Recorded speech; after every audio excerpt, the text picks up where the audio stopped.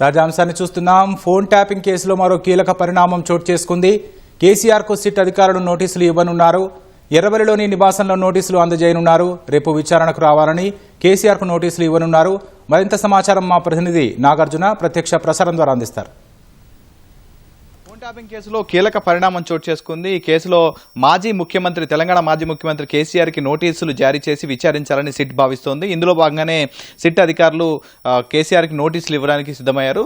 So మరికొద్దిసేపట్లో అంటే ఈ రోజు సాయంత్రం లోపల ఆయనకి నోటీసులు అందే అవకాశం మనకు కనిపిస్తోంది. రేపు దీని మీద ఆయనకి విచారణకి రమ్మనే అవకాశం కనిపిస్తుంది. రేపు 11 గంటలకి అతని విచారణకి రమ్మనే అవకాశం ప్రస్తుతానికి మనకు అందుతున్నట్టు సమాచారం మేరకు తెలుస్తుంది. సో ఓవరాల్గా ఈ ఫోన్ ట్యాపింగ్ అంశంలో చివరి దశకి చేరుకుందని చెప్పొచ్చు. ఎందుకంటే ఈ మొదటి నుంచి కూడా మొదటి 4 పోలీసు అధికారులు అరెస్ట్ అయిన తర్వాత ఈ కేసులో ప్రభాకర్ రావుని విచారించారు. ఆ తర్వాత పొలిటికల్గా అప్పుడు ఉన్నటువంటి వాళ్ళందరినీ కూడా విచారించారు. నవీన్ రావు, తర్వాత హరీష్ రావు, తర్వాత కేటీఆర్ని విచారించారు. రీసెంట్గా సంతోష్ కుమార్ని కూడా మాజీ ఎంపీని కూడా విచారించారు. సో ఇందులో మొదటి నుంచి కూడా కన్ఫెషన్ స్టేట్మెంట్లో ఏవైతే ప్రధానంగా మనం చెప్తూ వస్తున్నామో రాధాకిషన్ రావు తర్వాత భుజంగ రావు చెప్పినటువంటి కన్ఫెషన్ స్టేట్మెంట్లు ఈ కేసులో ప్రధాన నిందితుడిగా ఉన్నటువంటి ప్రభాకర్ రావు నియామకం అంతా కూడా అప్పట్లో ఆయన కన్ఫెషన్ స్టేట్మెంట్లో భాగంగా ఈ రాధాకిషన్ రావు భుజంగ రావు కన్ఫెషన్ స్టేట్మెంట్లో ప్రధానంగా అందులో ప్రస్తావించడం జరిగింది. కోర్టు కూడా ఈ విషయాన్ని కూడా చెప్పడం జరిగింది. అప్పుడు ఏ విధంగా ప్రభాకర్ రావుని అతని నియమించారనే దానిపై అప్పుడు కొంత ప్రశ్నలు తలెత్తగా అప్పుడు ఉన్నటువంటి ప్రభాకర్ రావు ఇటువంటి సామాజిక వర్గానికి చెందినటువంటి వ్యక్తిని నియమించాలని భావించడం, దానికి అనుగుణంగానే అతని నియామకం జరిగింది. దీనిలో కీలకమైనటువంటి నేతలంతా ఇన్వాల్వ్ అయి ఉన్నారని చెప్పేసి అప్పుడు కన్ఫెషన్ స్టేట్మెంట్లో నమోదు చేశారు. సో దాంతోపాటుగా రాధాకిషన్ రావు అంటే టాస్క్ ఫోర్స్ ఓఎస్డీగా పనిచేసినటువంటి రాధాకిషన్ రావు ఇచ్చినటువంటి కన్ఫెషన్ స్టేట్మెంట్లో ప్రభాకర్ రావు రెగ్యులర్గా అప్పుడు ఉన్నటువంటి ప్రగతి భవన్ అంటే కేసీఆర్ అక్కడే నివాసం ఉండేవారు, అక్కడికి వెళ్ళొస్తుండేవారు. అక్కడి నుంచి వచ్చిన ఆదేశాలు ప్రణీత్ రావుకు చెప్పేవారు. ప్రణీత్ రావు అక్కడ ఎస్ఐబి కార్యాలయంలో కూర్చొని ఎవరెవరి ఫోన్ ట్యాపులు చేయాలని ఫోన్ ట్యాపింగ్ చేయడం, తర్వాత అక్కడి నుంచి నేరుగా మాకు ఆదేశాలు ఇచ్చేవారనేది ఆ కన్ఫెషన్ స్టేట్మెంట్లో స్పష్టంగా వాళ్ళు ప్రధానంగా ప్రస్తావించారు. ఇదే విషయాన్ని కన్ఫెషన్ స్టేట్మెంట్ని వాళ్ళ కోర్టు కూడా సమర్పించారు. సో దీన్ని బట్టి చూస్తే కనుక వరుసగా ఈ కేసులో లింక్ ఉన్న వాళ్ళందరినీ కూడా ఒక్కొక్కసారిగా విచారించాలని భావిస్తున్నారు. సో ఇందులో భాగంగానే కేసీఆర్ కూడా 160 CRPC కింద నోటీసులు ఇచ్చి విచారించాలని భావిస్తున్నారు.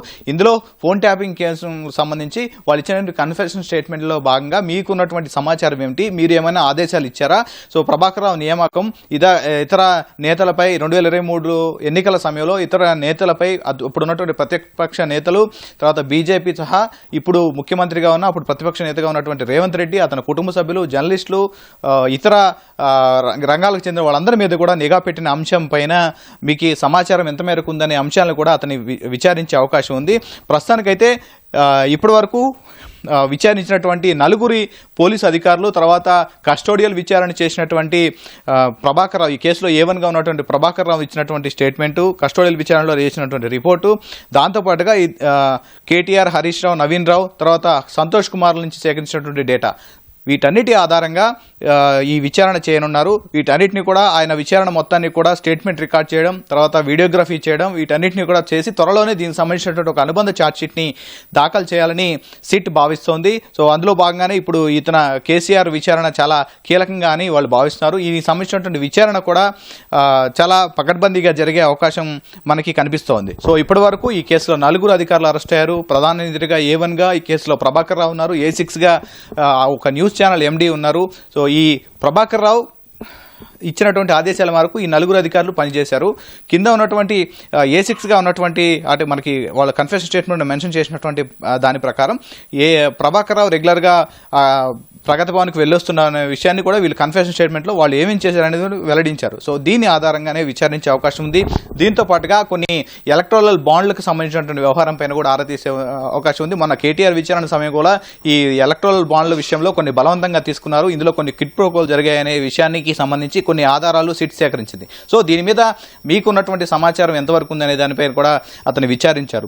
మరోవైపు అప్పుడు ప్రధానంగా భుజంగరావు కన్ఫెషన్ స్టేట్మెంట్లో వాళ్ళు ప్రస్తావించినటువంటి అంశం ఏంటంటే, మీరు బీఆర్ఎస్లో ప్రతిపక్ష నేతలతో పాటుగా బీఆర్ఎస్కి వ్యతిరేకంగా పనిచేసే బీఆర్ఎస్ నేతల మీద కూడా నిఘా ఉంచారనే విషయాన్ని కూడా వాళ్ళు ప్రస్తావించడం జరిగింది. దీని మీద కూడా విచారణ జరిగే అవకాశం ఉంది. సో ఫోన్ ట్యాపింగ్ కేసు కేవలం కొన్ని అసాంఘిక శక్తులు, ఇతర టెర్రరిస్టులు, ఇతర యాక్టివిటీ, తర్వాత మావోయిస్టుల యాక్టివిటీ మీద రెగ్యులర్గా ఫోన్ ట్యాపింగ్ అనేది ఒక రివ్యూ కమిటీ ఉంటుంది. దాని మీద చేయాల్సినటువంటి అంశం. సో వాళ్ళ వరకే చేయాలి కాబట్టి దీని పరిధి దాటి ఎందుకు చేశారు అంశాల మీద కూడా వాళ్ళు చేశారు కాబట్టి దీని మీద అప్పుడు మీరు ప్రభుత్వం ముఖ్యమంత్రిగా ఉన్నారు కాబట్టి అప్పుడు మీకు దీని మీద ఉన్నటువంటి సమాచారం ఏమిటి అనే మీద కూడా ఆయన ప్రశ్నించే అవకాశం ఉంది. సో అప్పుడు మీకు దీనికి సంబంధించిన విచారం వివరాలకు సంబంధించి మీకు ఎలాంటి సమాచారం ఉంది, సో దీని మీద ఫోన్ ట్యాపింగ్ జరుగుతున్నటువంటి విషయాల్లో రివ్యూ కమిటీకి ఈ విషయాలని తెలియజేశారా, ఆ రివ్యూ కమిటీకి సంబంధించిన వివరాలు మీకు ఏమైనా తెలుసా, సో ఇవన్నీ విషయాలు కూడా విచారణకు వచ్చే అవకాశం ఉంది.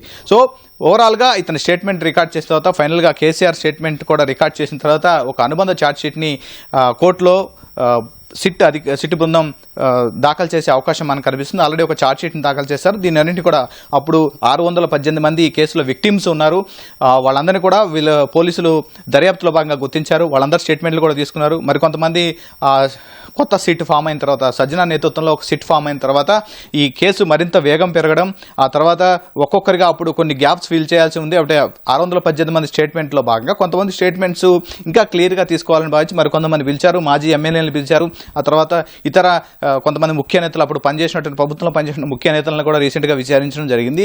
సో ఇవన్నింటినీ స్టేట్మెంట్ని ఆల్రెడీ రికార్డ్ చేశారు. వీడియోగ్రాఫీలన్నింటినీ కూడా త్వరలో కోర్టుకు సబ్మిట్ చేయనున్నారు ఒక అనుబంధ ఛార్జ్షీట్ రూపంలో. సో దాదాపు ఈరోజు ఆయనకి కేసీఆర్కి నోటీసులు జారీ చేసిన తర్వాత సాయంత్రానికి ఒక క్లారిటీ వచ్చే అవకాశం ఉంది. రేపు ఆయన విచారణకి పిలుస్తారని, మనకి విచారణకు రమ్మంటారని తెలుస్తుంది. సో రేపు విచారణకు ఆయన హాజరవుతారా, లేక ఇంకేమైనా ఎగ్జామ్షన్ కోరతారా, లేక నోటీసులు ఇచ్చిన తర్వాత మనకి క్లారిటీ వచ్చే అవకాశం. ప్రస్తుతానికైతే పోలీసులు, సిట్ అధికారులు కేసీఆర్కి నోటీసులు మరికొద్దిసేపట్లో అందజేయనున్నారు. ఓటు